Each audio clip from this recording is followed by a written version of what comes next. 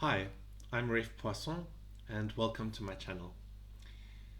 In my previous video, I mentioned that one of my motivations for creating these videos was to leave something behind for my children. And in thinking about what kinds of lessons I wanted to leave behind for my kids, one theme that really stood out for me was that of how to think, as well as how to think about thinking. Unfortunately, this is not really taught at school, or at least I think it's not taught well.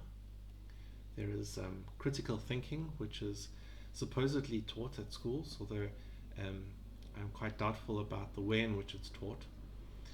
And I think it's sad because the way in which to think and the tools for evaluating thought, I think, is vitally important. One of the most important life skills one should develop.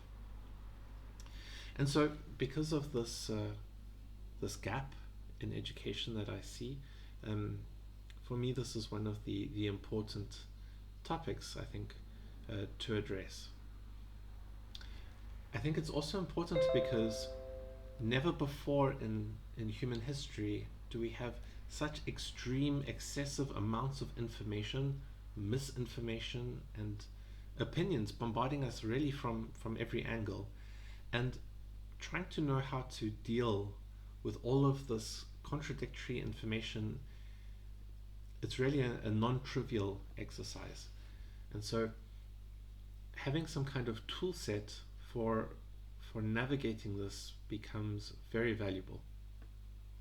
Now, there's a lot that can be said about how to think and how to think about thinking, but I would specifically like to focus on biases. And by bias, I specifically mean unconscious processes which influence the way in which we think. And the first of these biases which I'd like to talk about is that of perspective. Now, when you think about cognitive biases or a bias in general, perspective isn't one word that comes to mind immediately, but for me, at least, I feel that the starting point is to understand one's perspective, the perspective of others, and the inherent bias in any perspective that is taken when addressing a thought, a topic, an issue, a debate, and so forth. So this is what I'd like to talk about in this video specifically. But before I go further, I'd like to just make two disclaimers. So the first disclaimer is that I don't pretend to be an expert on the topic of perspective, and nor am I an expert in many of the examples that I might give. And so the way in which I define perspective, the way in which I present the model of how I see perspective as being constructed is my own, and it's not some representation of a consensus within the scientific community. It's simply a result of my personal reflections on the topic. Thus, it might very well be that I'm completely wrong, that I'm mistaken, that I didn't consider something. And so if there are experts out there that are watching my video for some reason, I welcome constructive criticisms in the comment section. And then the second disclaimer is just because I might talk about a perspective, or I might provide arguments against a perspective, does not mean that I personally am siding with that perspective, or I'm personally against another perspective. This is not for me to force a personal ideology, but rather a methodology for evaluating a broad range of perspectives. So with those two disclaimers out the way, I'd like to also suggest a structure for this discussion. So I'm going to try and roughly stick to 3 parts. So firstly, I'm going to start by talking about why it's useful to think about perspective, what perspective is, specifically my definition within the context of this discussion and the structure that in which I understand perspective, so its underlying components. Then I will spend some time talking about 7 steps that I see, or maybe these are tools or even methods for trying to mitigate the bias that's inherent in perspectives. And then finally, I'm going to use this 7-step approach, as well as the way in which you can model a perspective, to think about an example topic. So the example I've chosen is that of the gender wage gap. So this is something a bit potentially controversial, but I think it's an interesting topic for reasons that I will talk about when I get there. So I want to start off by making the point that everyone necessarily has a perspective. Now, to explain this, I'd like to start with a very simple illustration. This is actually an ancient Indian proverb about the blind man, or the blind men, and the elephant. And I'm sure everyone is aware of this, but just for sake of completeness, I'm going to retell the story. Now, there's various variations to the story, but the general gist is that in a small village in India, there is a group of blind men. And one day, someone tells the blind men that there is an elephant in the village. Now, these blind men have never encountered an elephant, and so are quite curious to understand what an elephant is. So they ask to be led to the elephant so that they can feel it and get to know what the elephant is. So they're led to this elephant, and they surround the elephant, and one by one they feel the elephant and describe how they understand the elephant. So the first blind man reaches out and he feels the trunk, and he says, the elephant is some kind of large snake. The second man reaches out and he feels the side of the elephant's belly, and he says, no, I think the elephant is actually some kind of wall.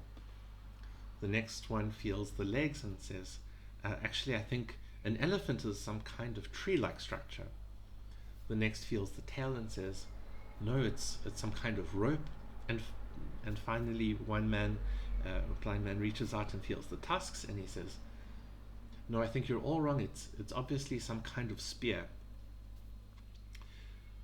Now, this is quite a simple story, and it illustrates the fundamental point that we have access to only a part of the information that exists.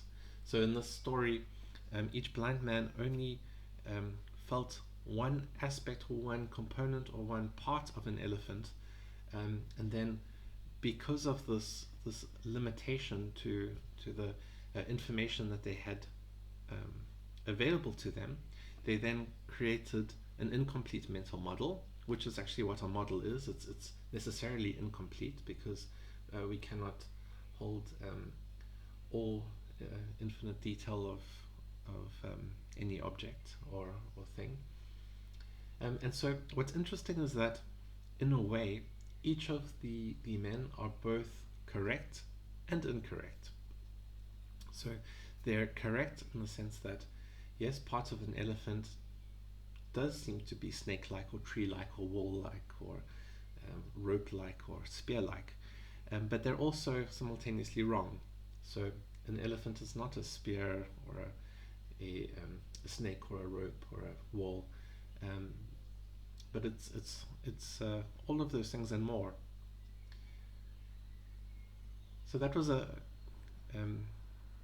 simplistic and useful illustration to get started with, but I'd like to propose a more modern and slightly more sophisticated illustration. So this is perhaps more of a thought experiment. So I'd like to ask you to answer the question, how well do you understand your house or building?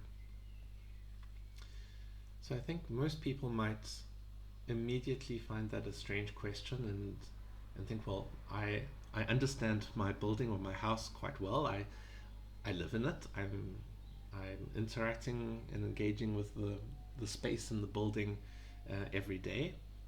So I know my house very well. So I'd like to then propose that we think about a number of different personas, each of which will turn out to be like one of these blind men feeling the elephant. So, to what extent does an architect understand the building that he designed? So, I would argue that an architect has quite a deep understanding of one aspect or dimension of the building.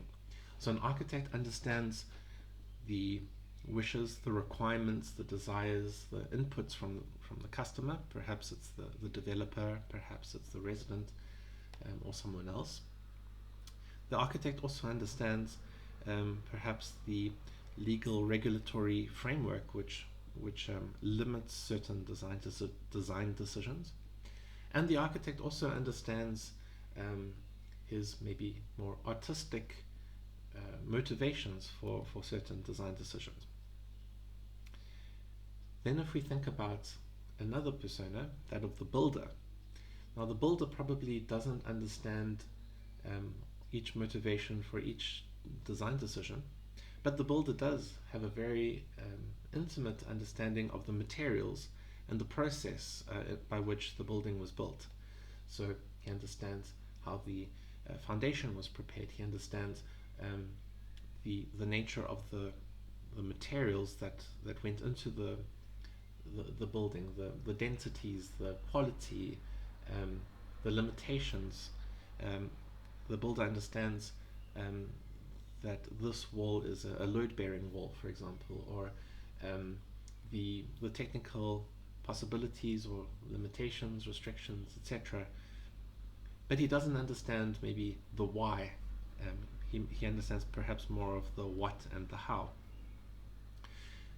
Then there might be the plumber, and the plumber doesn't necessarily understand what type of bricks were used, but and he has a very specific objective in mind, that to deliver hot and cold water to various points in the house and to deal with the evacuation of waste. And so he has a specific view, similar to the electrician. So the electrician, he has a completely different perspective of that house, and he understands aspects about the wiring, the distribution board, the circuitry, what's series and parallel, and so forth. But he might not even care about the design decisions of the architect, or how the foundation was prepared by the builder. And then you've got the resident, and the resident has a more intimate knowledge of the day-to-day interactions with the space in the house. So, for example, the resident might know that to open that door, you have to push down a little bit because it's not well aligned, or you have to jiggle the hot water tap to get it to flow correctly. And this kind of knowledge and understanding about the house is inaccessible to perhaps the architect that never visits the house when it's fully furnished and in operation. And I think it's pretty rare that one person holds all of the understanding of all of these different perspectives. So I think one could argue that no one fully understands a house or the building in which they live, at least not from every possible perspective. And this is only a small list of possible perspectives. So this is something as simple as a house, which as you can see, it's difficult to fully understand in the way in which we're representing this thought experiment.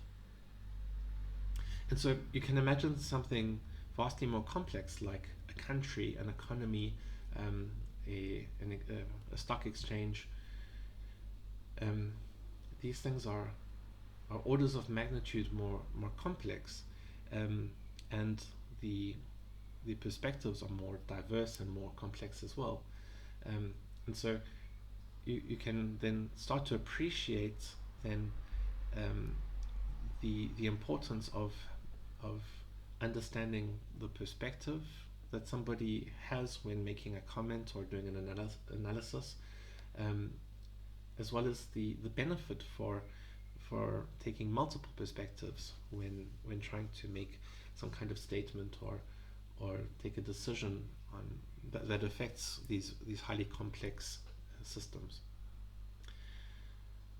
Now, if we consider the field of cybernetics, systems theory, and epistemology, which is the science of human knowledge, something that comes out of these fields is the fact that people within a system, or more technically agents within a system, cannot perceive or understand the system in which they operate, in which they are part of. So, for example, a neuron cannot perceive or understand the brain. An ant cannot perceive or understand the behavior of the colony, and an individual human cannot perceive or understand the behavior of the society in which they live. Now, maybe it's a bit different for humans because we can look back in retrospective and see more information than what we had available at the time to try and make some sort of sense on what society as a whole was doing. But instantaneously, in the moment when we are making decisions and taking actions, we're not able to simultaneously perceive and understand the same instantaneous behavior of the system, so of the society in which we're operating. And so we necessarily have a limitation on the information and the perspective that's available to us. And so, to reinforce that first point, everyone necessarily has a perspective, at least one perspective. So I'd like to now spend a bit of time answering the question of what is a perspective. And this is going to be my personal view, the way I think about it, and a specific limited definition for the purposes of this discussion. And what I'm going to say is that a perspective is the result of access to limited information and a system of beliefs, opinions, and approaches by which to interpret that limited set of information. So essentially there are these two components. The first component is a boundary of knowledge and information, or as I phrased it before, a limited set of information. And the second component is a system of interpretation that's applied to this boundary or this limited set of knowledge. So let's look firstly at this boundary of knowledge, or this limited set of information. So we have this limitation, or this boundary, or this limit of knowledge and information, not only because we have limited perception. So our physical senses have clear limitations. So, for example, we are only capable of visually perceiving from a single physical vantage point at any moment, at any one moment. We can only see a certain level of detail, obviously some more than others. I'm wearing glasses, so my vision is even more limited than that of others. And it's the same for our other senses. We also have limitations in our education or exposure to information. And also, I think this is an overlooked point, but we also have a limited view on history. Not only historical facts, but also limitations in our view and understanding of socio-political contexts, which evolve over time and interact with the contexts of surrounding regions. And I think this is a very important point, that that limits the way in which we formulate then our belief systems, and that the structures of interpretation. So as an example on the importance of this limitation of our historical understanding and knowledge, certain trends can look very different depending on the time frame that you're considering. So if we look at, for example, quality of life, and we choose to limit our analysis to the last 30 years, the trend looks very, very positive. So things like access to education, healthcare, life expectancy, all of these factors of quality of life seem to be on the rise over the last 30 years, which seems very positive, and so we can say that that with some confidence that today things are better than they've ever been in terms of quality of life, and that's true within that limited boundary and that system of interpretation. However, if we change that historical boundary, that limit, and we rather look at many thousands of years or millions of years, so we consider the whole of human existence, maybe the trend looks a bit different. So, for example, in the book Homo sapien by Harari, one gets the feeling that perhaps the trend is almost like a kind of V shape. He makes the interesting point that during the hunter-gatherer period, or within cultures that are hunter-gatherers, the quality of life is significantly higher than what we experience in modern day. So he argues, for example, that they would work between 3 and 4 hours a day, doing the hunting and gathering, preparation of food, etc., whatever other duties they might need to attend to.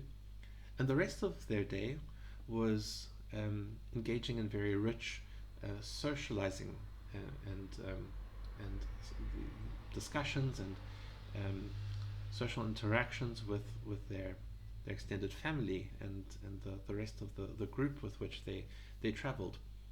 And so their level of social interaction, socializing would be much richer and more profound than what we experience today, where most of our day is made up of working, traveling, dealing with irritations such as banking, lawyers, accountants,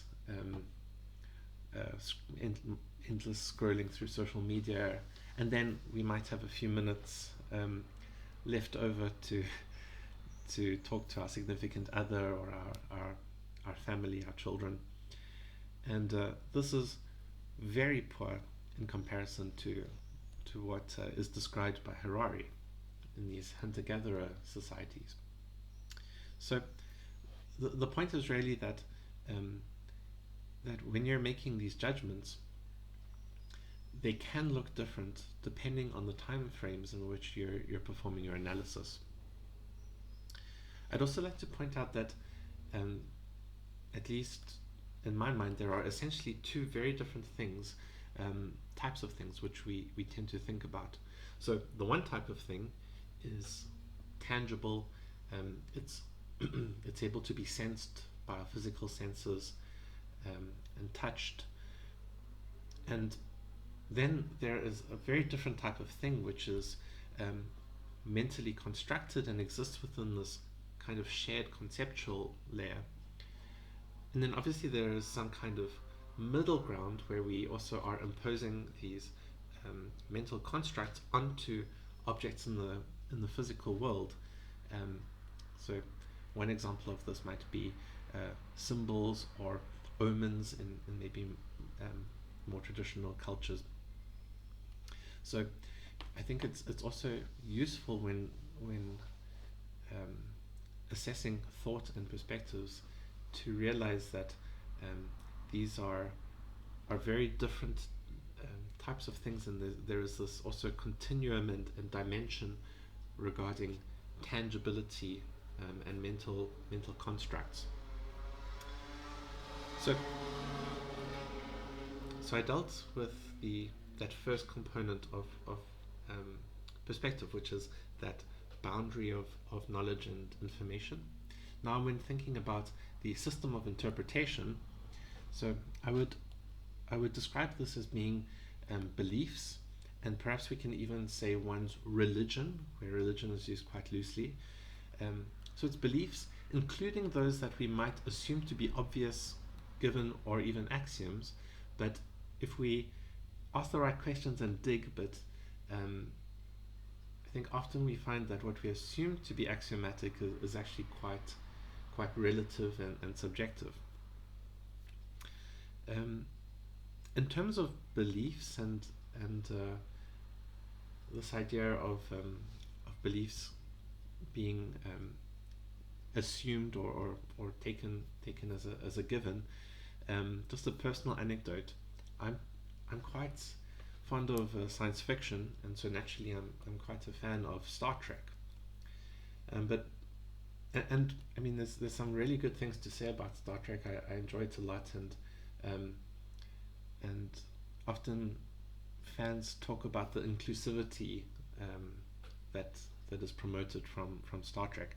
But one thing that always struck me watching Star Trek was there would be there's this group of people, and it's typically a very human-centric group, even though it's supposed to be the galactic or intergalactic federation of planets.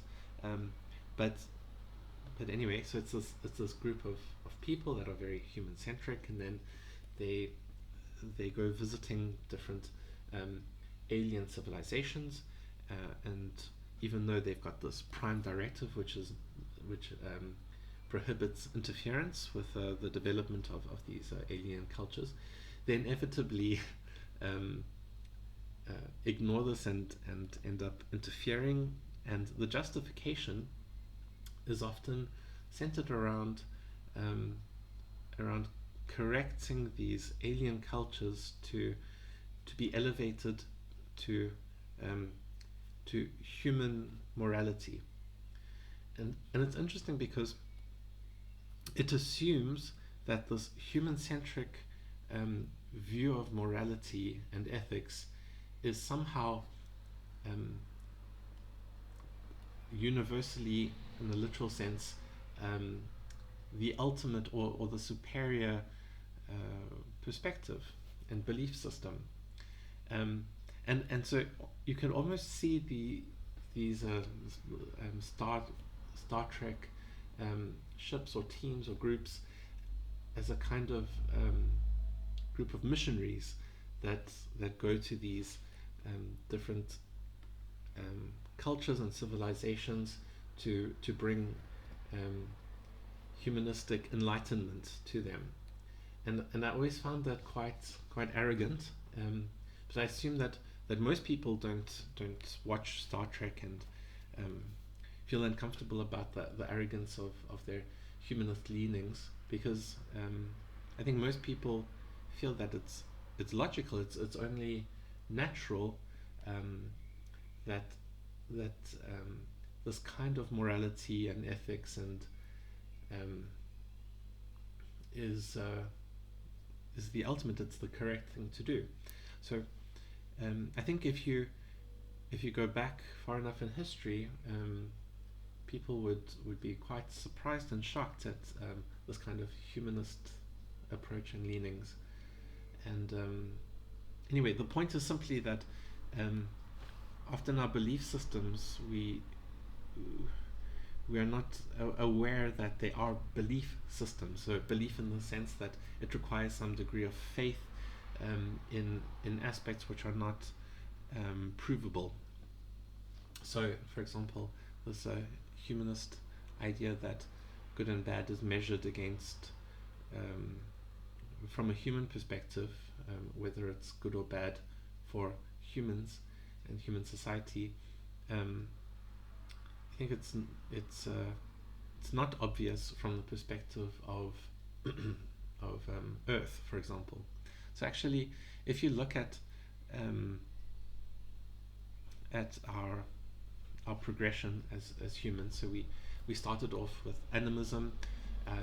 This then evolved into polytheism and then monotheism, and now we have in quite recent modern times humanism, where and I think this transition from kind of polytheism, monotheism into humanism is very, very significant.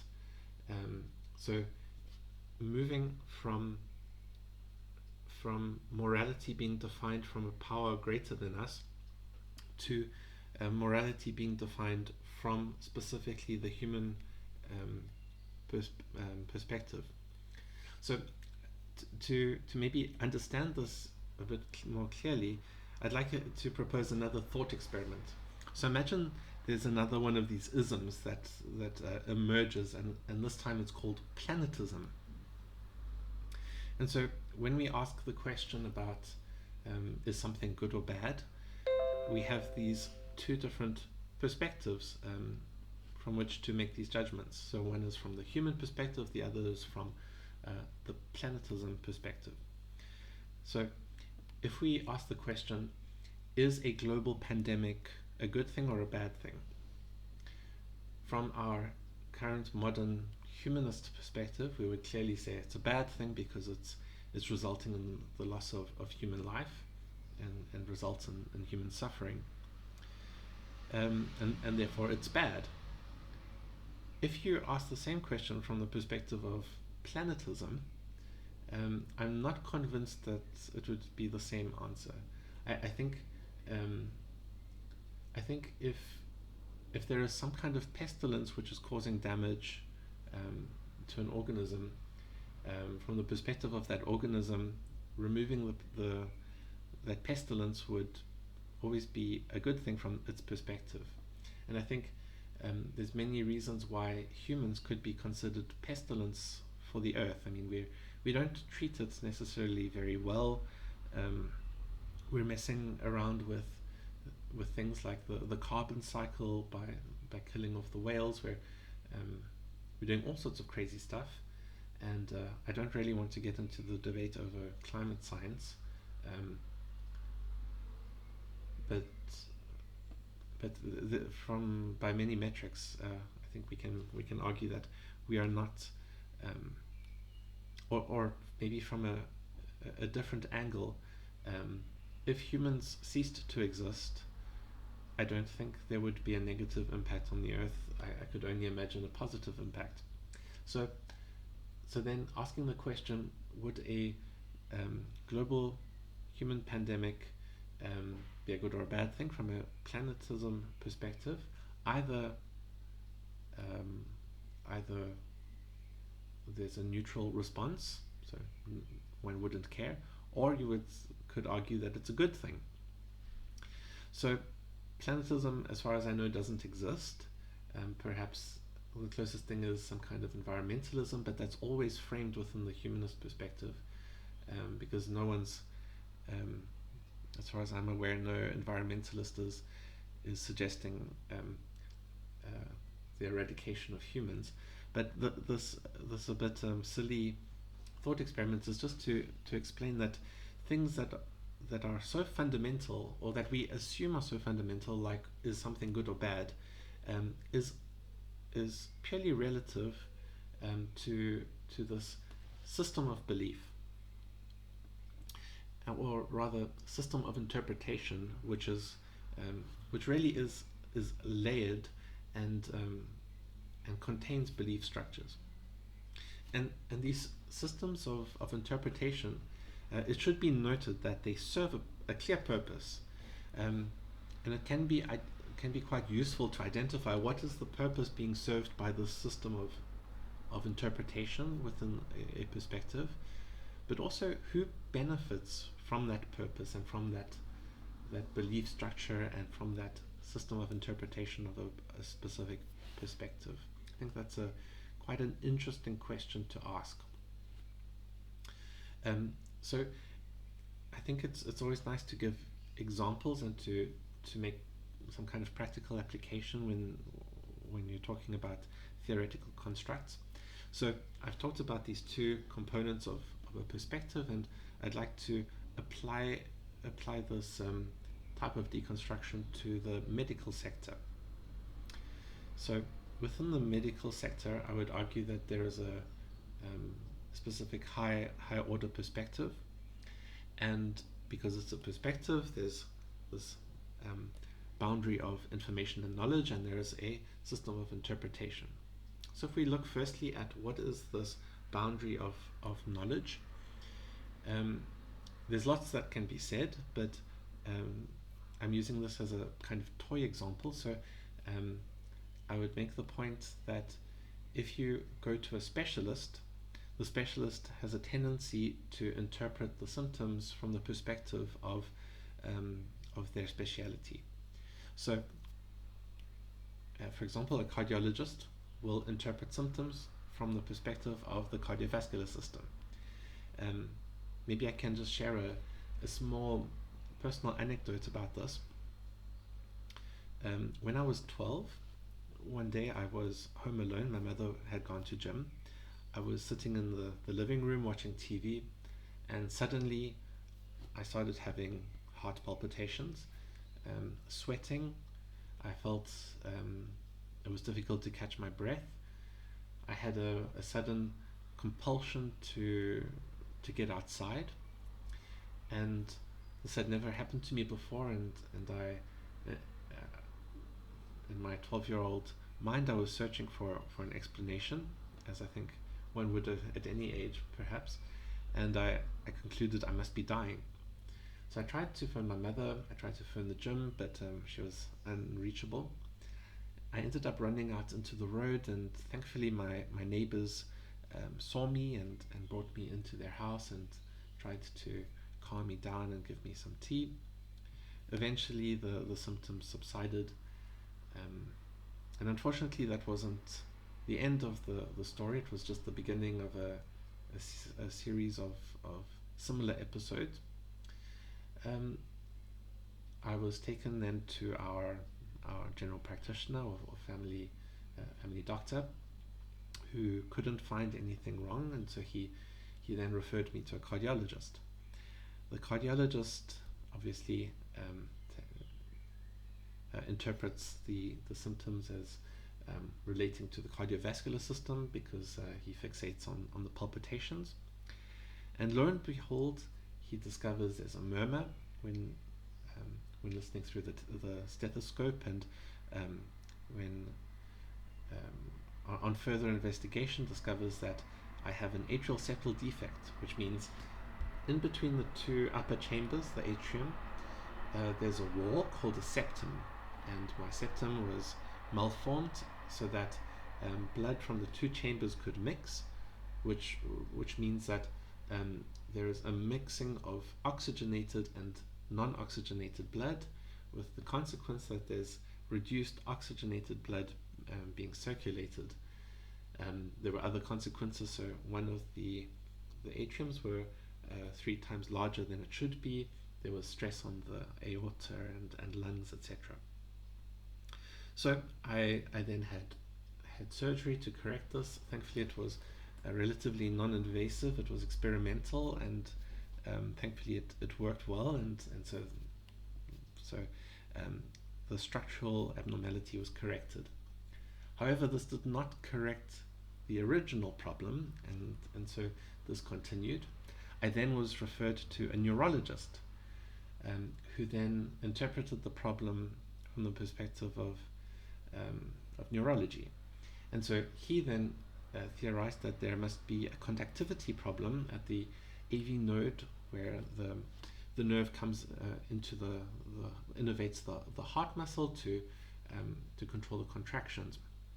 And so I was prescribed then a beta blocker to try and regulate the heart rhythms and the contractions and during these episodes of palpitation. Eventually, I then was diagnosed with panic disorder by psychiatrists and given medication for panic disorder, and then the symptoms stopped. So it's interesting to see how each of the specialists interpreted the symptoms purely from the perspective of their speciality, their specialization, and despite years of training, education, study, and practice, they didn't manage to break out of that mold to consider the group of symptoms more holistically. Because I mean, it's when you look at the DSM at the time, it would have been the DSM-4 diagnostic criteria. It's classic panic attack. In any case, the point is just that here, one of the aspects of this boundary, or this limitation of knowledge and information, is this principle that when you have a hammer, everything looks like a nail. Now, if we look at the system of interpretation, I think firstly it's important to realize that the medical sector, it's not about health, which I think is the general understanding, but it's really about medicine, and specifically pharmaceutical medicine. So when you go to a doctor, they're typically an MD, and this means medical doctor, or doctor of medicine, or specifically doctor of pharmaceutical medicine. And so the medical sector, it's this very interesting interplay of actors around the idea of promoting pharmaceutical medication.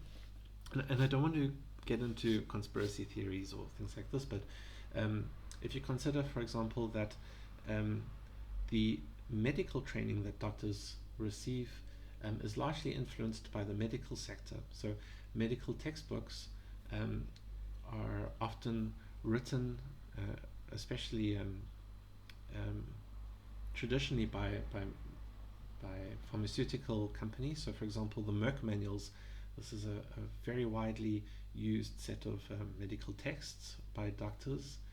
And then doctors, they graduate, they get a medical license, and they get professional insurance, and patients have obviously medical insurance, and the insurance is based on the scope of practice for the medical license. And if a doctor operates outside of the scope of practice, there is then the risk that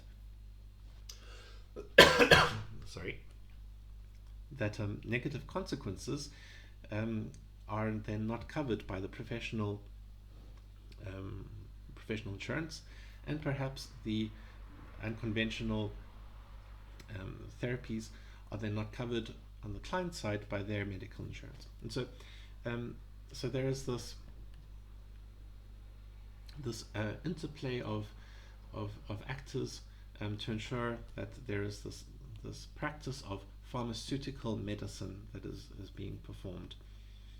So if a doctor wants to do something like acupuncture or homeopathic remedies, or natural remedies, this might be considered then out of their scope of practice, not covered, or not within the scope of their medical license, and all sorts of ramifications. And so there is then incentives for doctors to stick to the standard of care defined by the pharmaceutical industry. Anyway, it's a bit of a tangent, but just to say that when thinking about this system of interpretation for the medical industry, it's important to realize it's not about health, but really about pharmaceutical medicine.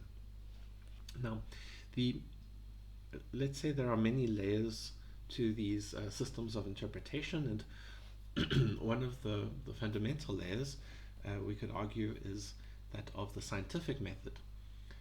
Now, the scientific method is also a very specific limiting factor that introduces some type of bias into this system of interpretation, and this is because it has a certain value system, it has certain principles, and it's also exclusionary in the sense that that it only is inclusive of things that are observable, measurable, repeatable, etc. And so things that fall outside of those criteria are then discarded, which can be quite a lot of things, such as the whole dimension of spirituality. So we have biases as a result of the limitation of the boundary of knowledge, and also biases introduced by the system of interpretation that's applied to the knowledge. So that was a very very incomplete, very simple analysis of the high level perspective of the medical industry. So now that we have this understanding of what a perspective means, what it is, how it's structured, and how we use that structure to understand a specific perspective, I'd now like to offer a 7-step process on how to mitigate the bias introduced by perspectives. So the very first step that I think is important is humility. Now, when I say humility, people might feel this is a bit leaning towards religion or too philosophical.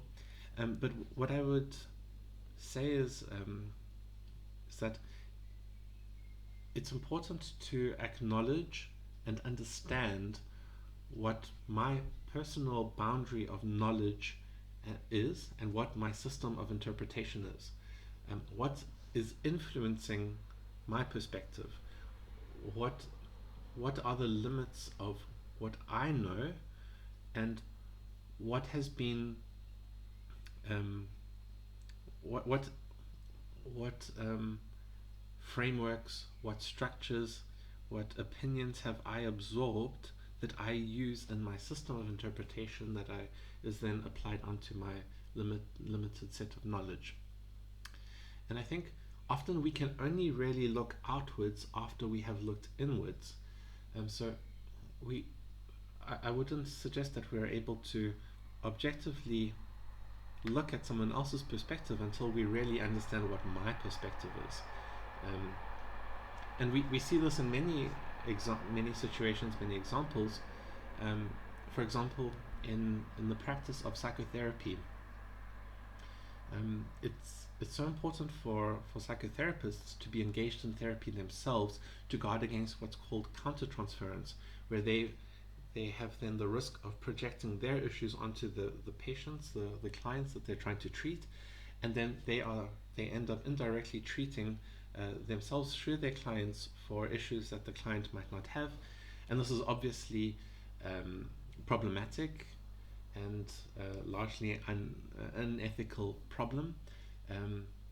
And so it's important when you're looking through a window to realize that the window is dirty, clean the window, and then you can look out of the window with more clarity. And the cleaning of the window is really us taking a look inwards and critically assessing our limitations in a humble way, fighting against arrogance, and only by doing that are we then able to take the next step, which is looking outward and with some degree of clarity. The second step I would suggest is to take a second look at the question and issue to ensure that we are understanding what the real issue or question is.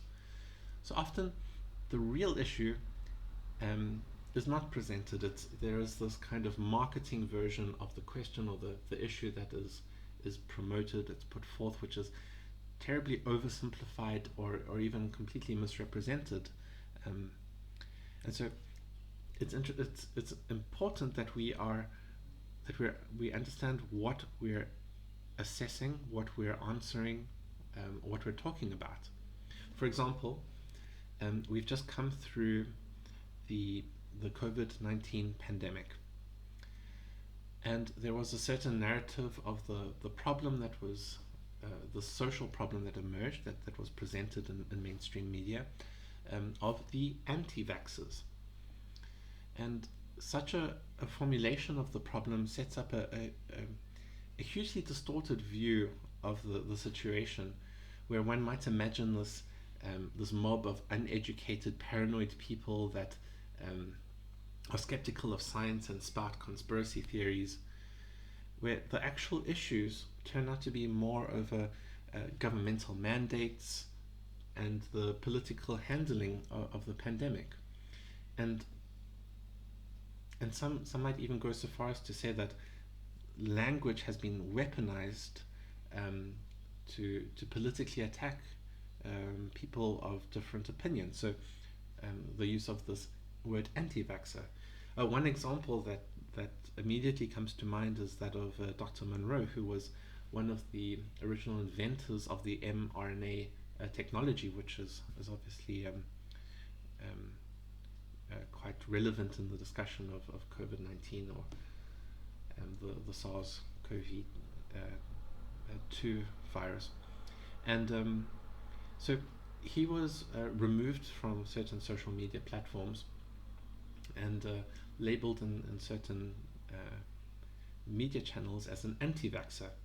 And when you look at his background and his career, this is quite ridiculous, because most of his career was around the development and promotion of vaccines. And so from his perspective, the story that he tells is that his personal motivation has been to promote informed consent, and he felt that there was insufficient informing in order to constitute informed consent around the COVID-19 vaccine. And so he was trying to post information and links to various articles, not trying to tell people what to think, but at least make sure that everyone was well informed, had all the facts, so that there could then be informed consent. And then it seems that the motivation by these platforms for removing him was because he was then seen as promoting vaccine hesitancy, which then got distorted by media as then labeling him as an anti-vaxxer.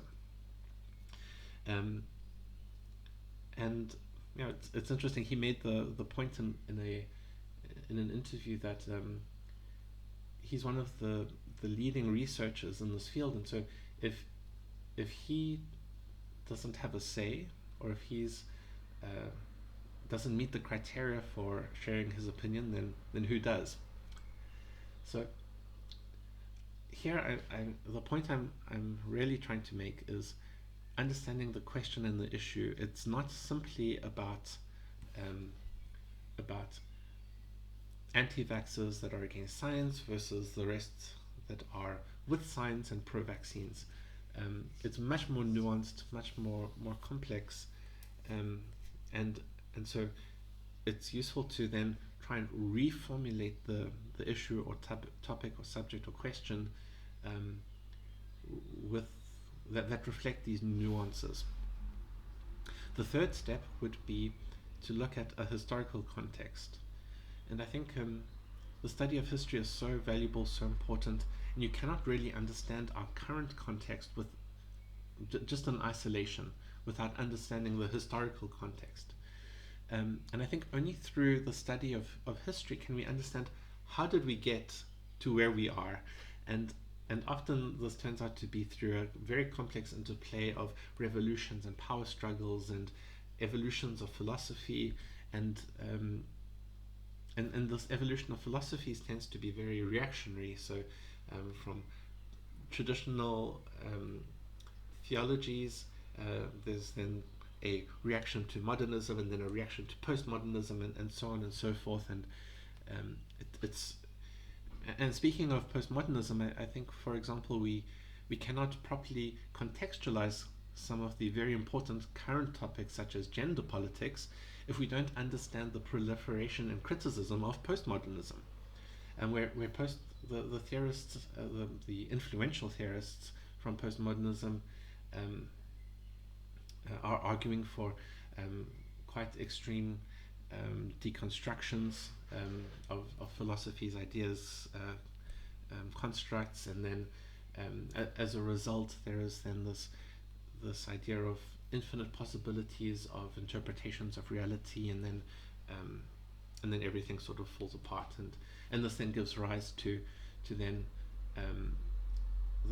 to things such as gender politics. And just, I'm not talking about transgenderism, I'm really talking about gender politics, where there's all sorts of explanations and justifications for these statements being made within gender politics, based on this foundation of postmodernism and postmodernist ideas and philosophies.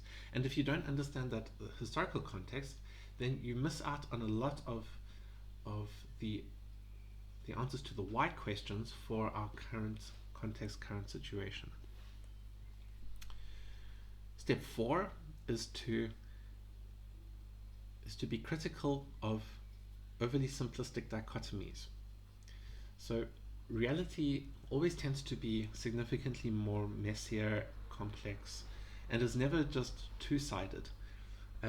However, there's usually this presentation of arguments or controversial topics set up in this very artificial dichotomy between two opposing views.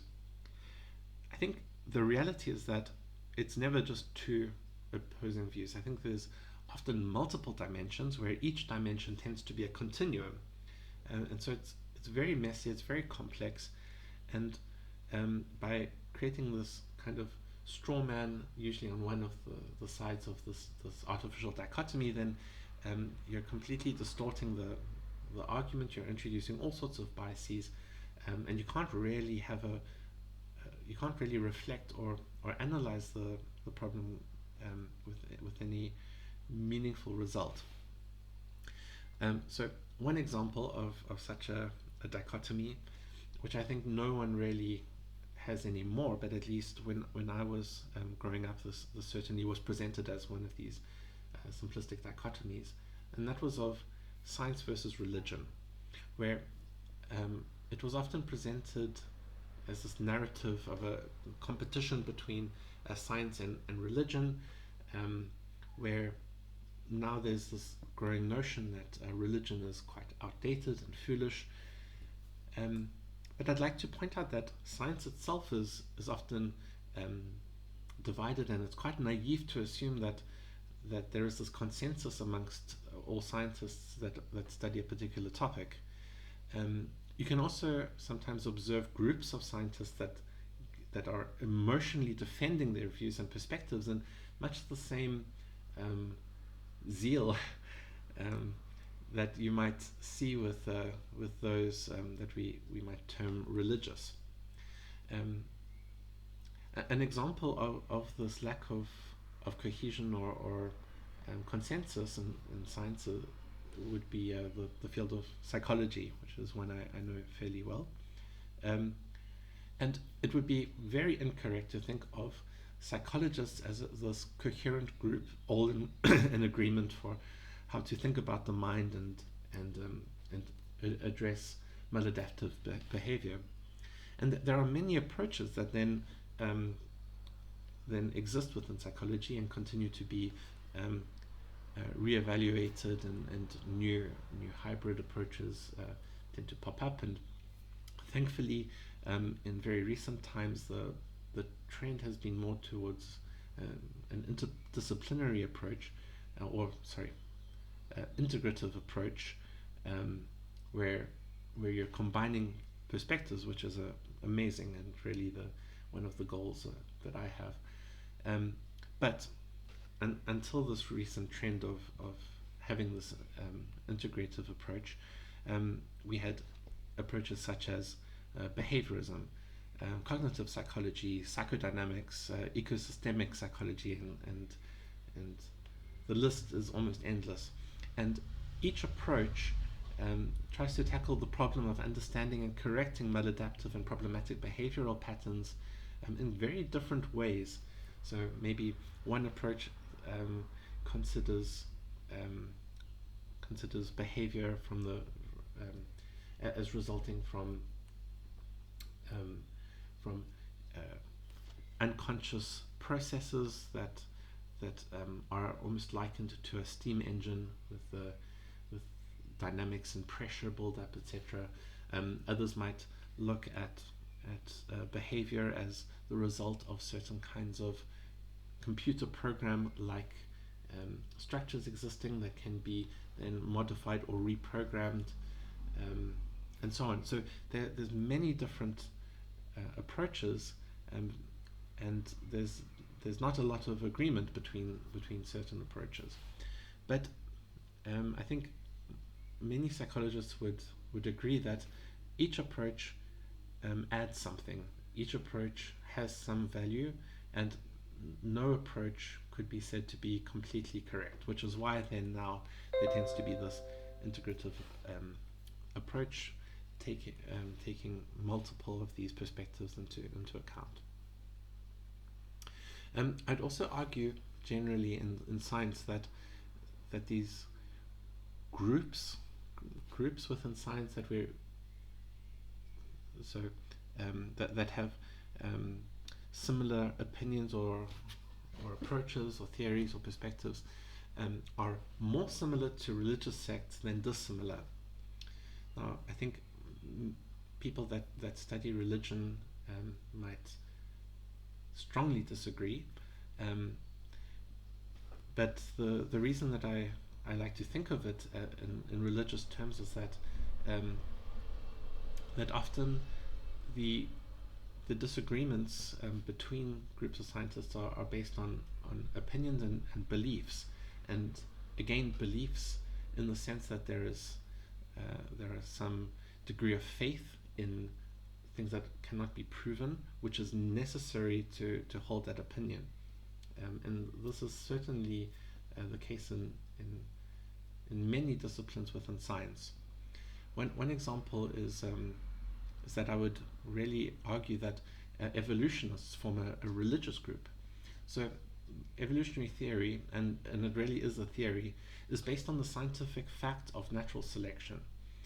And evolutionists then take this factual basis and then extrapolate beyond the realm of science to make arguments such as, therefore there is no God. And certainly evolutionary theory is very useful in explaining certain observable phenomena, but it also fails to explain others.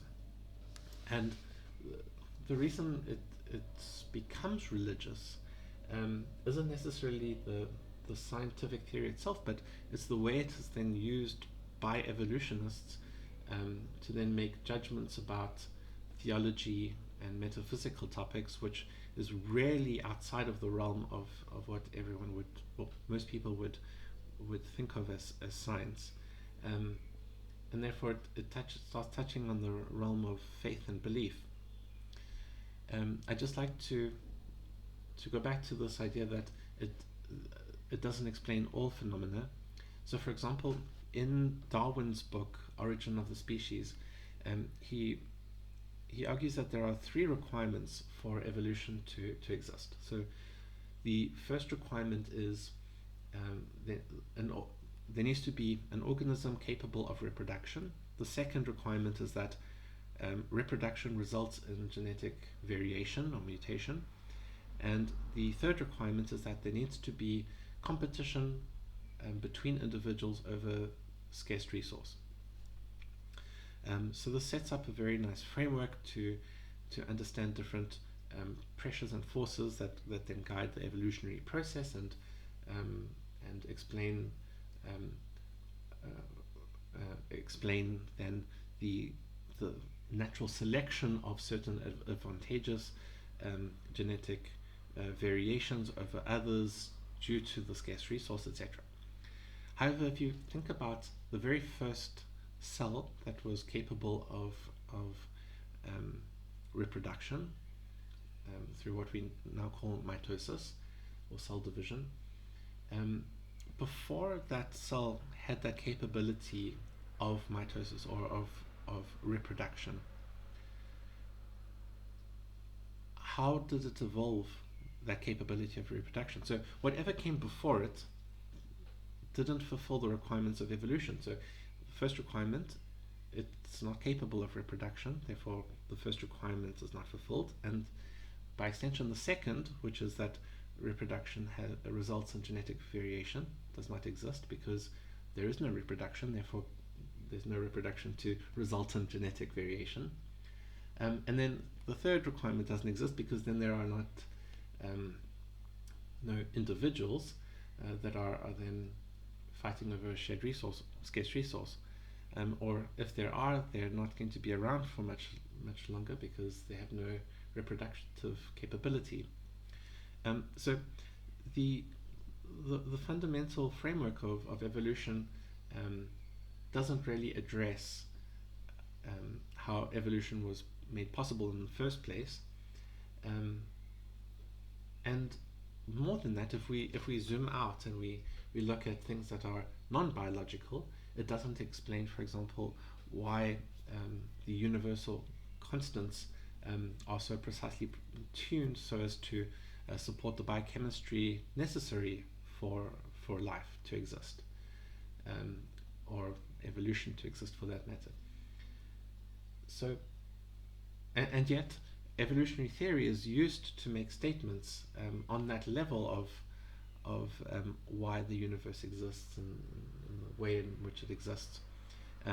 And it's fascinating to see how desperate scientists are to try and find some rationale for the specific tuning or apparent tuning of these universal constants, to explain why they have to be the way they are, which just happen to then support life.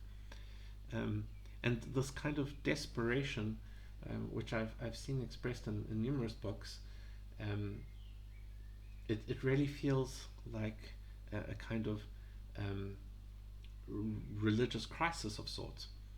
So anyway, my point was really that that this science-religion dichotomy, I feel, is quite misleading, in that it's not a dichotomy at all, but it's all different forms of belief systems, and when you dig down deep enough, science becomes a kind of dependent on faith.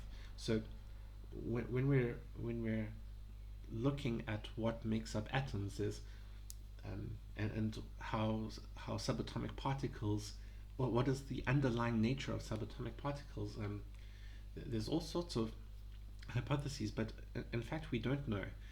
Is string theory correct? It's largely internally consistent, but we haven't yet got conclusive proof of this from things like the Large Hadron Collider, etc. And maybe it turns out it is correct, maybe it turns out it's not correct, but for now we don't know. We have no evidence, and so the theories that are then built on top of these assumptions of maybe like the standard model, etc., are largely faith-based. So anyway, the broader point was about assessing these seemingly simplistic dichotomies, being skeptical of them, and trying to understand the broader complexities to break out of the blinders of these dichotomies that are really just distractions in a sense. Okay, step 5. I suggest to expose yourself to multiple perspectives around the topic that's under investigation. So here we're trying to identify multiple perspectives, and for each perspective, we want to try and understand the components of that perspective. So, what is the boundary of information that's being considered by that perspective, and what is the system of interpretation being used? And then, once we've understood the composition of that perspective, we then try and evaluate the arguments objectively.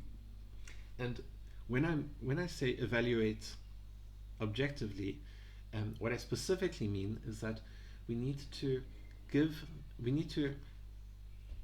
dissociate the manner in which the argument is presented by the contents of the argument, and give the contents of the argument the attention, and not the means. So, for example, you could have someone that's not a good speaker, that they stutter, they're not eloquent, they're not articulate, they mumble, their thoughts are a bit disjointed. However, the content might be very, very good, and so when you then reconstruct the content, then you should then fill in the gaps if there are gaps, giving it the benefit of the doubt, and only once you've done that do you then try and assess the validity and soundness of the argument. And this is a point that I think was really well made in a book called Understanding Arguments by Sinnott Armstrong and Fogelin, where they go through the process of applying informal logic to analyze different properties of an argument, and that if you don't try and separate out the content from the delivery, and you don't try and give it the benefit of the doubt, then you're not really making any meaningful assessment of the argument itself. Rather, you're making biased judgments on the speaker, on other factors that have nothing to do with the logic of the argument, and thus the validity and the soundness of the argument. Step 6, we're almost done, is to zoom out. So how is the issue located or situated within a broader context, both in terms of perspectives but also historically? So let's go back to religion as an example.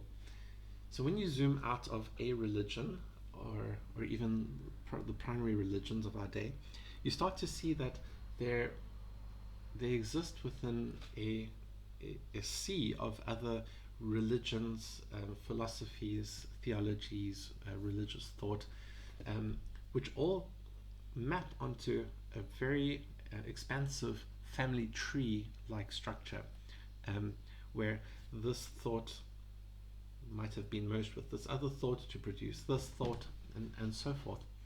I think most people tend to be familiar with the progression of the main Abrahamic tradition. So, for example, the development from Judaism into Christianity and then into Islam.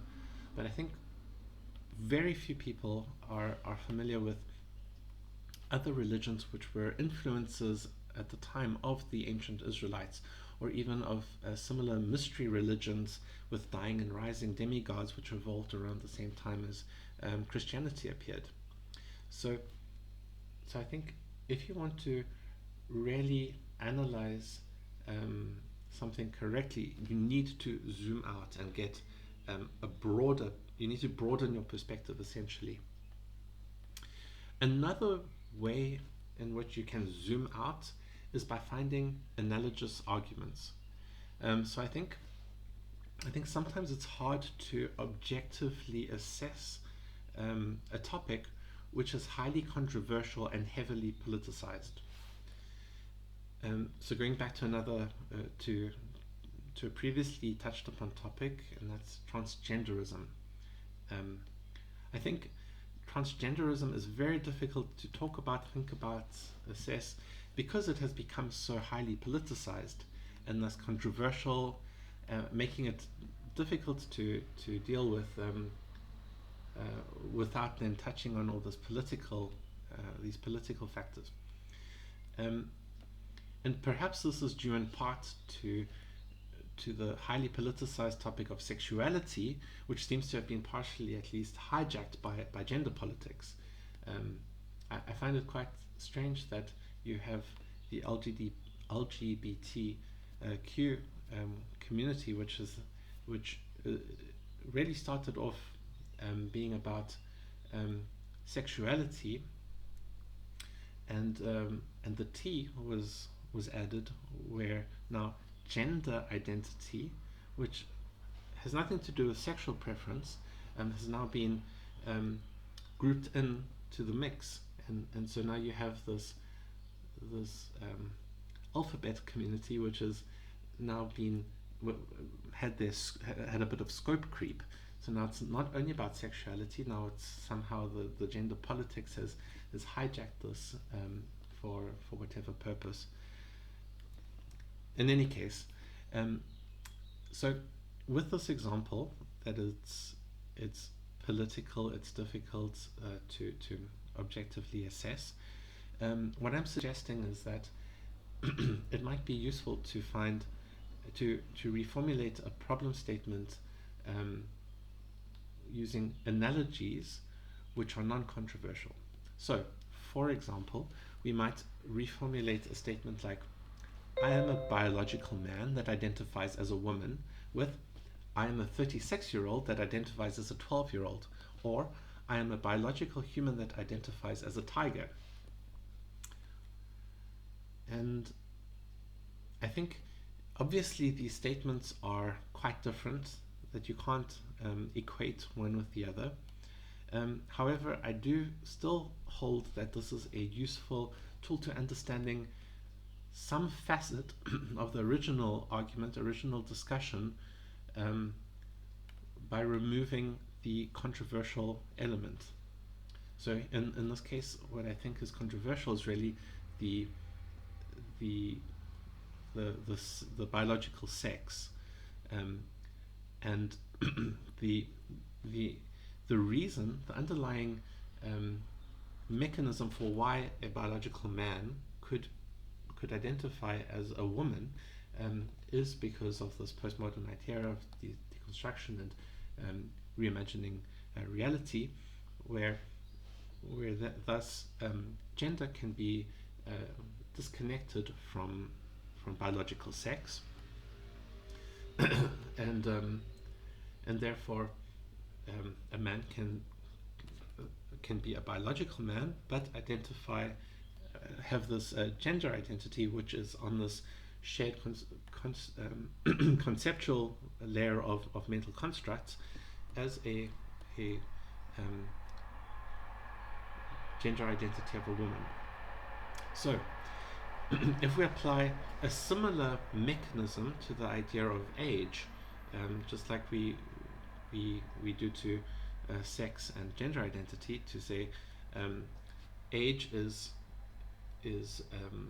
let's say partially biological, chronological, so there's some link to reality, but maybe I say, well, there is then the chronological identity, and so and the chronological identity can be decoupled from the biological chronology and the chronological age, and so then this exists in the same conceptual layer as the gender identity, and therefore I choose to identify with the chronological identity of a 12-year-old.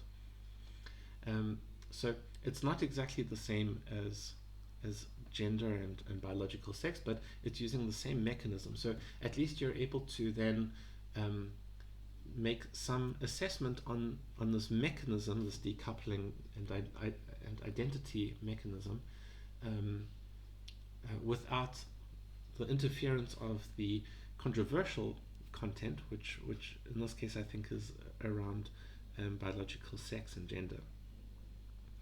So again, it's not an equal problem, but it's an analogous problem which gives some kind of insight into some limited facet or facets of the problem. Lastly, step 7 is to look at the animal kingdom. And this might not always be relevant, but I think certainly we have this tendency as humans to think of nature and the animal kingdom as something apart from, as something separate. But the truth is that the separation does not exist. And whether you believe that we evolved from other primates or that we were intelligently designed, both of these suggest that our biology, which includes our brains and therefore the mind which emerges from the brain, is fit for the natural environment. So we are part of nature. And so I like to also consider analogies in the animal kingdom to get some clue about what our natural state might look like if we were able to strip away this the artificial perspectives which are given to us from modern society. So let's take an example again, and this time I'd like to take the example of violence and pacifism. So it's interesting when you look at the animal kingdom to note that there is neither the types of violence we observe in human society, nor is there pacifism in the face of mortal threat. Now, there was a fascinating book called The Naked Ape by Desmond Morris, where in part of the book he addresses this idea of the evolution of violence in humans, and one point that he made is that he made many interesting points. So he observed that in the animal kingdom, in mammals, for example, aggression and by association violence has very specific uses and functions. So one function is to establish and maintain social structures and hierarchies. Another function would be to defend territories. Something that I found interesting was that the use of aggression and thus violence stopped when one of the parties receded or surrendered.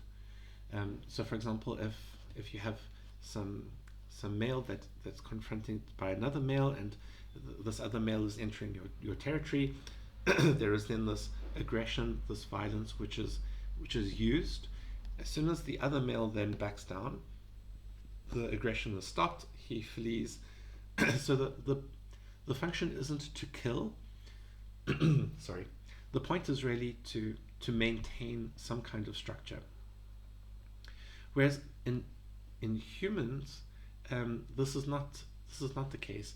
Desmond Morris argues that the utilization of aggression and violence has been distorted, and he attributes this, if my memory serves me correctly and I interpret it accurately, he attributes this to the technological advances in weaponry and warfare.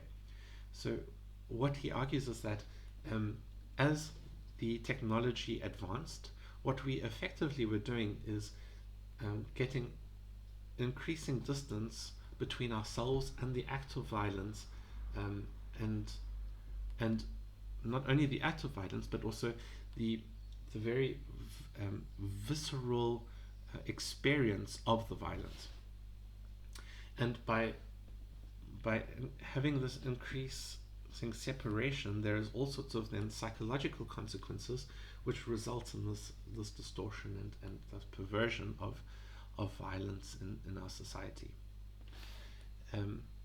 So I think it's interesting to have these analogies in the animal kingdom, because we start to then see what potentially we have then inflicted upon ourselves artificially through technology, through philosophy through these sort of very human endeavors, which are not part of the sort of base reality of the animal kingdom from where we came, or from which we might have been modeled if you're looking at the intelligent design argument.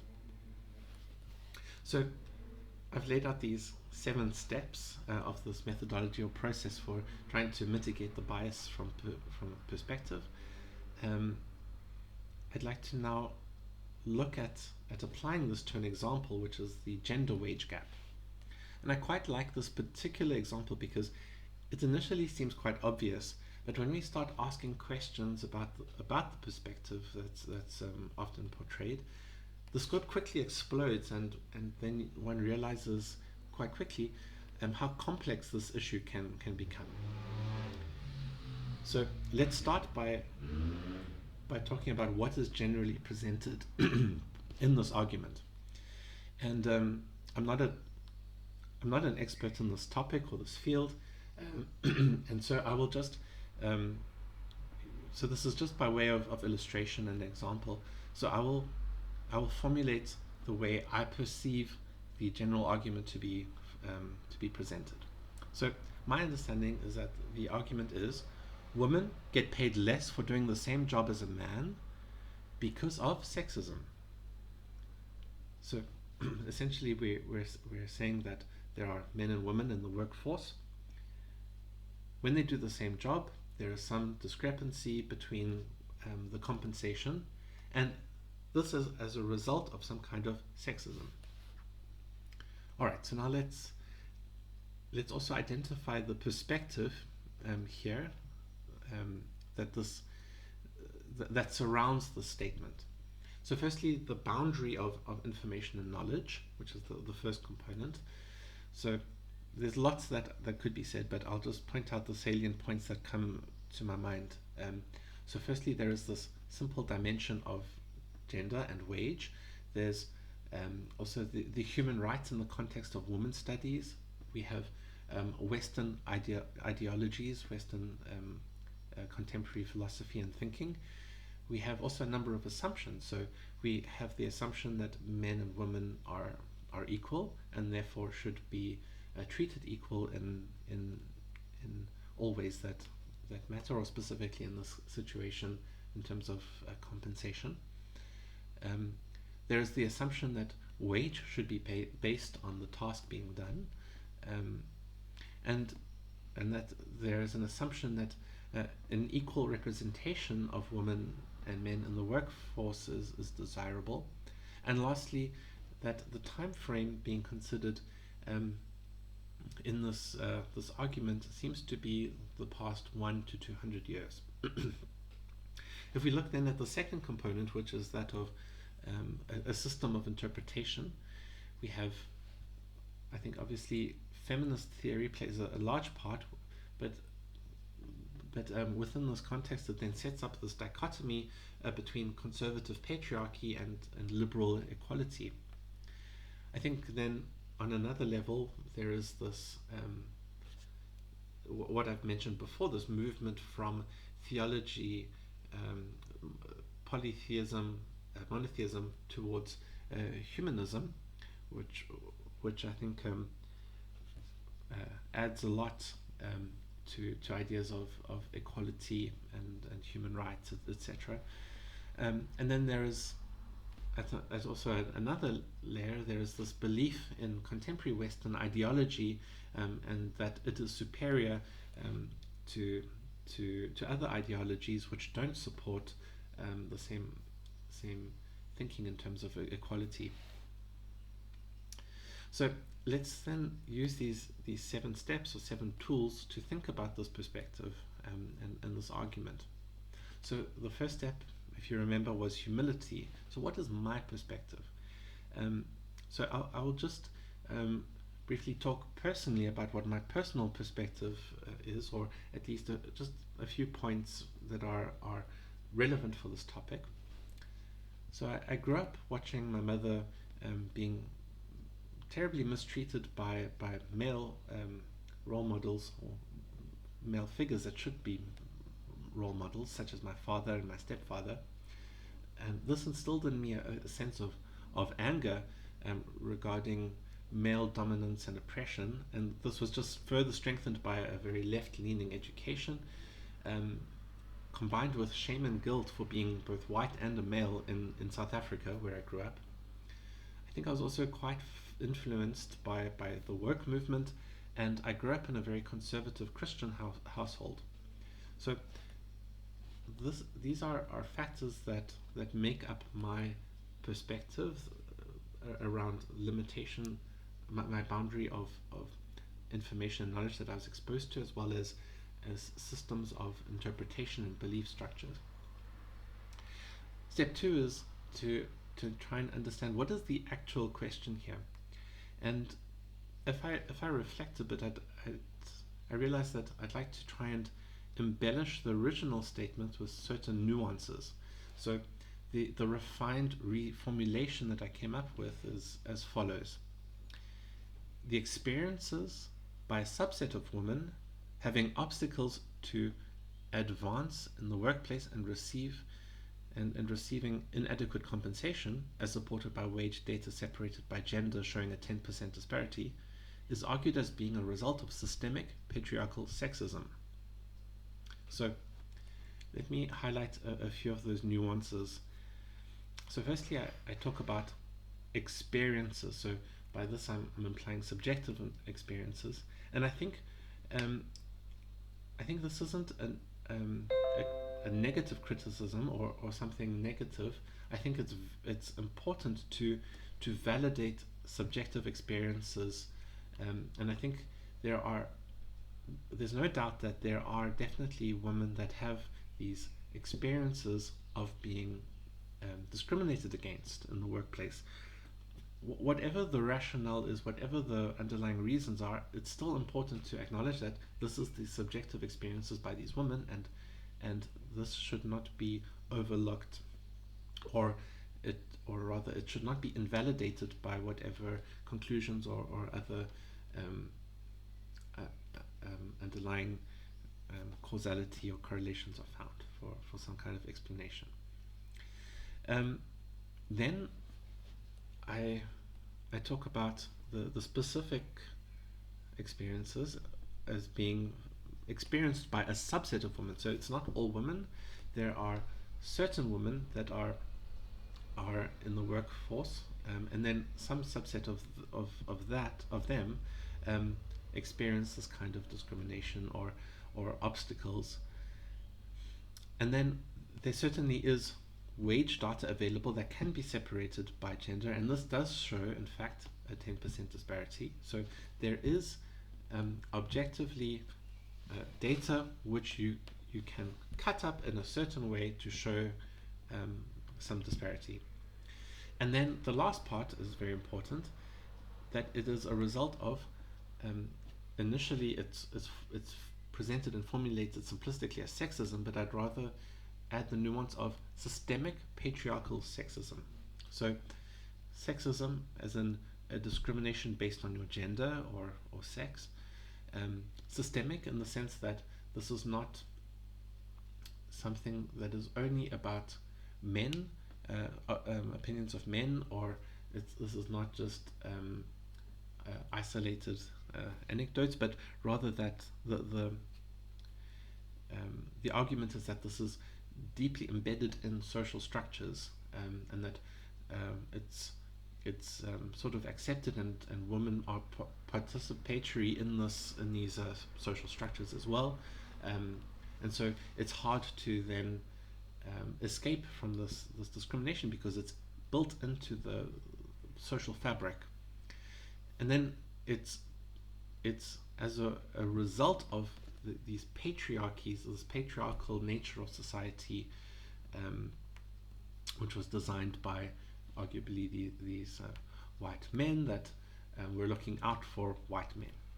So this is, I think, the nuance of the actual issue that is being put forward. Step 3 is to then look at the historical context. So here, I would say that if we look at this 100 to 200 year time frame, then it's very easy to justify this opinion, and certainly there were laws that prevented women from getting access to higher education, from voting, etc. In different parts of the world, it was different types of restrictions were applied, and one reason for this difference in rights of women could be argued that they were seen as property of the man. But I'd like to point out that this is not a Western problem. This is not a Western patriarchal problem, but actually in Africa, even today, you've got, for example, where I come from, you've got this tradition of lobola, where the man pays a kind of dowry to the father of his bride, and for example, it could be monetary, but often traditionally it was in the form of goods, specifically cattle. So maybe one woman was valued at 11 heads of cattle, for example. So essentially, this is a commercial trade where a man is giving some kind of goods of some kind of estimated value to the previous owner of the woman, which is her father, in exchange for this woman. And there are many narratives and explanations and justifications for this. For example, the father would say he's invested in her education, her upbringing, her maintenance, and therefore she has a certain value which he asks then from the man. But you could make similar arguments about cars or property or land, and so essentially the woman is seen as a kind of property that has value, which can be then bought. So I just want to point out that this is not a Western problem, but actually this you find this kind of phenomenon in many different cultures around the world, and at various points in history. Then I think if you zoom out a bit, and you consider the entirety of human existence, most of human existence was, or at least once agriculture was established, you have this huge period of time where we existed in these agrarian societies. And I think if you placed yourself in this kind of agrarian society, you would observe that there's not this kind of legal or social structure, seeing women as or men as having certain rights, women as having certain legal rights. You don't have this very flagrant approach of male domination over females, but rather you have a lot of different critical forces and pressures to survive on a day-to-day basis, and so you had men and women that work together very collaboratively to try and support the family, to try and deal with all of these environmental stresses and difficulties and challenges. And so out of necessity you have then males leveraging male attributes, females leveraging female attributes, and so they fall naturally into these gender or sex roles to sort of maximize their ability to sustain the family and to survive given these pressures. And so when you look at this greater historical context, you realize that it's only in very recent times that these forces that necessitated traditional gender roles have vanished. Um, and and the in one could argue that the vanishing of these forces that necessitated these roles has now been reframed as sexism and patriarchy, whereas we're really just in a transitionary phase from a time when these roles were necessary due to these forces, which now, through modern advancement, no longer exists, and therefore we're free to modify the game, so to speak. And so the residual impact from these forces, which are no longer there, are now represented or reframed as patriarchy and sexism. Step 4 is to try and identify and elaborate these simplistic dichotomies. And as I mentioned, this feminist narrative sets up this dichotomy between a conservative patriarchy and a liberal and liberal equality. In fact, I think there are a number of dimensions which come into play. It's not a simple dichotomy, such as various factors that lead to different types of pay gaps, and also various definitions of equality. So, for example, you have two very prevalent definitions of equality today, where you've got equality of outcome, which in other words just means equal representation. And then you've got equality of opportunity, which just means that you remove barriers of entry, and therefore you're removing discriminatory elements. Now, there's also a debate as to whether or not even such systemic patriarchy even exists, as well as the relationship between equal and fair, and whether or not we want something that's equal or we want something that's fair. And to try and understand the difference, there's a nice illustration about a lecture room that's on the first floor of a university building. And one might ask the question, is the lecture room equally accessible to everyone? And one might say yes, everyone has the same obstacles to overcome. There is the staircase that you need to climb to get to the lecture room. But is it fair for everyone? And the answer is no, because if you're in a wheelchair, it's not possible to climb the stairs, and therefore the stairs can be seen to be discriminating against people in wheelchairs, and therefore you can say it's not fair because they then do not have access to the lecture theatre, and therefore they do not have access to the lectures. So things might be equal, but they're not necessarily fair. Step 5, to try and look at other perspectives. So we have a more nuanced type of feminism called intersectional feminism, where it's seen that different types and degrees of oppression occur amongst different subgroups of women.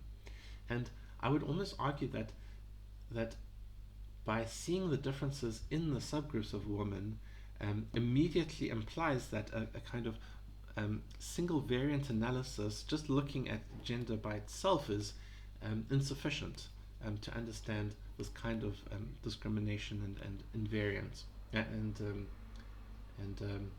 different variance in the pay gap. I'd also like to suggest a hypothetical perspective, so another kind of thought experiment. And I'd like to propose that instead of feminism having arisen, imagine for a moment that manism or maleism emerged instead. And perhaps hypothetically, maleism protest forced military conscription of males they protested the fact that labor-intensive and dangerous jobs are done almost exclusively by men. Maybe they were angry about oppression of men wanting to express more feminine traits or entering into traditionally feminine jobs, such as becoming a midwife. And maybe they were fighting against damaging social pressures around manliness. So obviously, I'm not aware of maleism existing, but the point of this thought experiment, or imagining this kind of perspective, is just to highlight that there are different types of discrimination, or men and women are treated differently, or have different types of challenges, have different types of problems, and so maybe men should complain about these things, and I think feminism tends to, and really modern society as a whole tends to focus a lot on rights without also thinking about obligations, and so if you argue for equal rights, should you then also argue for equal obligations, and is such equality of obligations fair? So it might be equal, but is it fair? And I think there's a lot that could be said about the fairness of such obligations.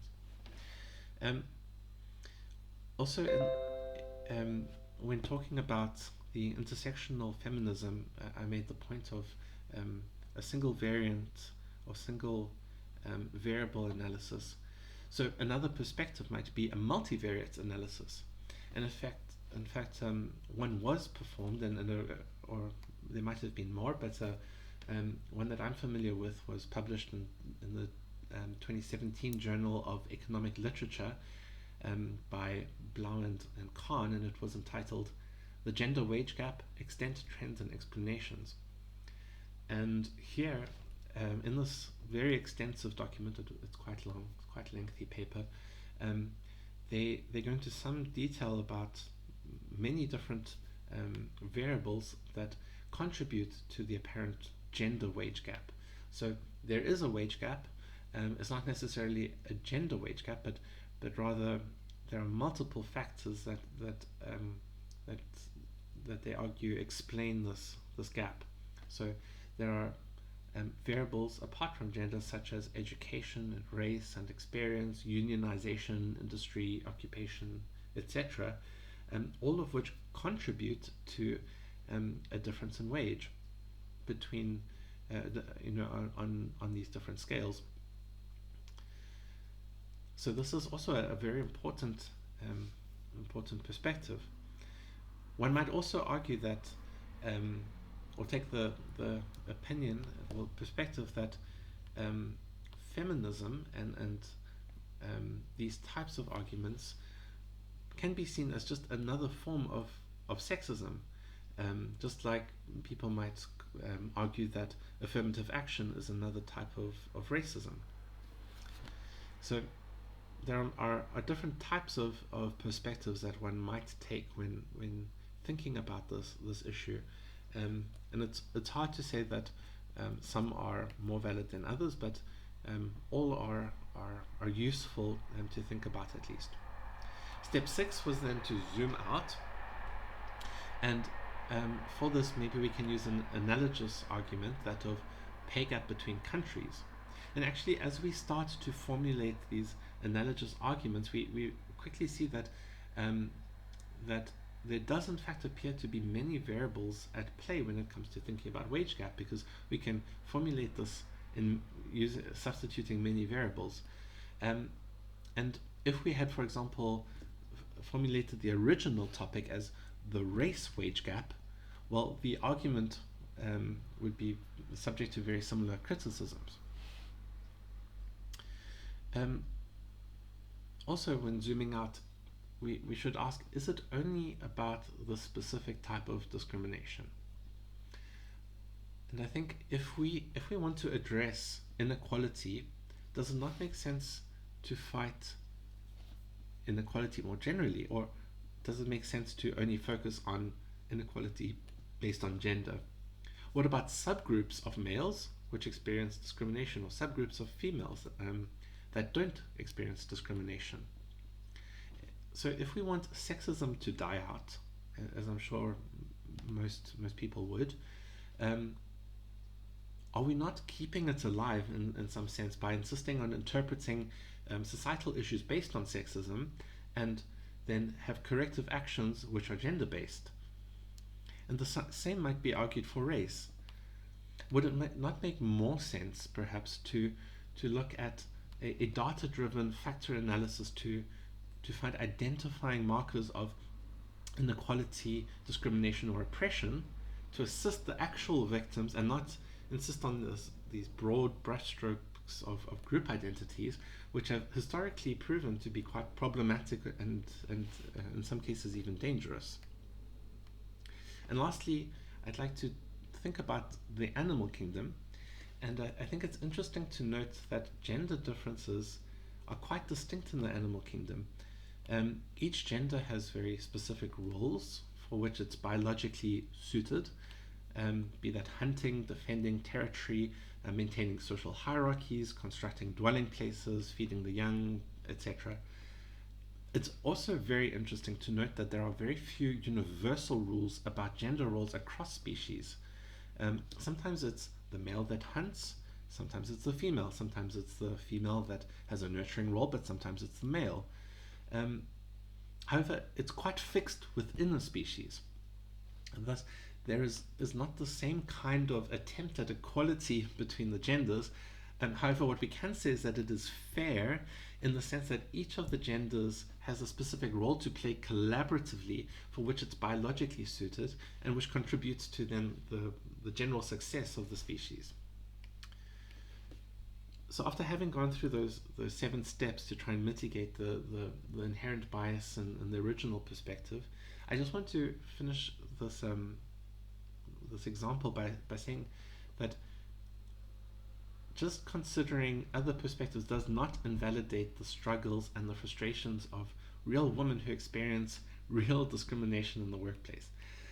But the point I'm just trying to emphasize is that we should not be solely attached to this anecdotal level of analysis due to a kind of emotional dimension and ease of identification personally, but we really need to also look at really multiple angles. So when we look at this problem, definitely from this one perspective, there definitely is this gender wage gap. But as soon as you start to turn and look at the problem from other angles, the gender aspect of this wage gap starts to disappear. And that's the point. It's just that as we get this more sophisticated view from multiple perspectives, are we able to more powerfully talk about the problem. So I'd like to just conclude by some final thoughts.